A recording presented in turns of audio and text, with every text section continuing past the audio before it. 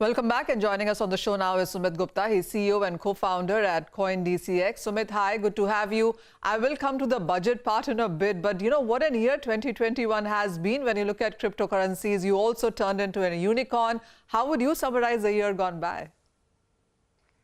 Thank you, Manisha, for having me. As you rightly mentioned, the year was phenomenal for the entire industry. The overall crypto market has grown leaps and bounds. In fact, DCX also turned unicorn.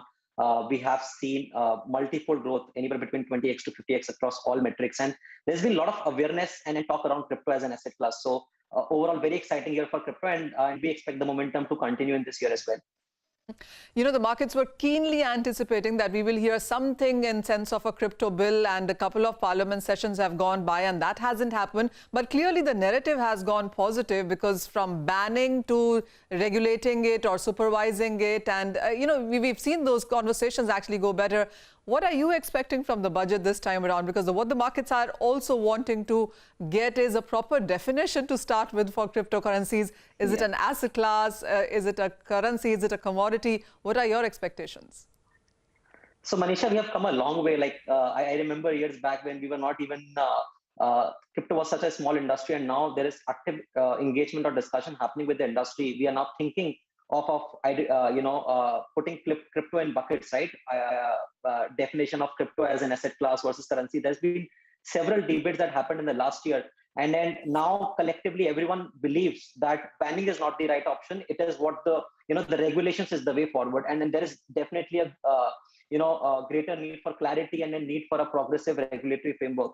So while we all understand the need of regulations, I think the budget in itself has a very good opportunity to at least provide some clarity on crypto taxation and reporting of these crypto transactions. India has roughly 15 to 20 million unique crypto investors, and that's a big number. We cannot neglect it. And then, of course, I mean, it's such a big market, very strong revenue channel for the country.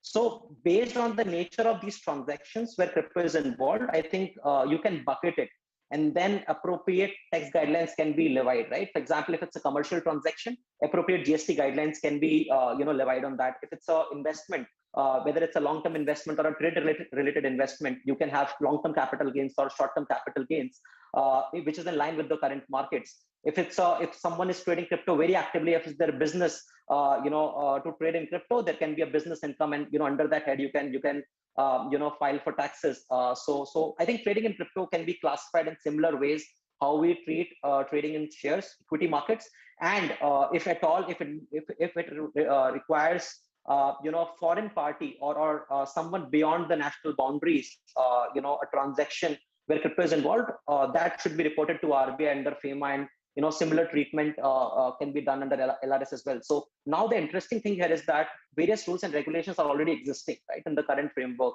And then we can just borrow that and use it for crypto. And then that is what will also make the regulation part much easier for the government. Absolutely. Segregation of different types of transactions is something that the industry also is waiting for. Other thing, Sumit, is that, you guys are practicing self-regulatory practices right now. Do you see a standardized mechanism, licensing, some do's and don'ts for the exchanges as well to come in during the budget? I'm really not sure, but what I can tell you is that I think there is much greater need for regulation, at least some guidelines. It requires like how crypto business in the country, they should be registered under a sort of body where government knows, and they have full data of, okay, what is the actual number of users of crypto investors in the country, right? They have full access to the trade data, so that people are not doing any wrong activities. So I think a lot of those guidelines are very much need of the hour. Not sure if that will be covered in the budget, but I expect that to happen in this year. I think there's a lot more work to be done, and then we feel first there should be a very strong bridge between the industry and the policymakers, so that whatever is happening on the ground, government has full visibility to that, and the right fluid regulations comes into picture, or guideline comes into picture.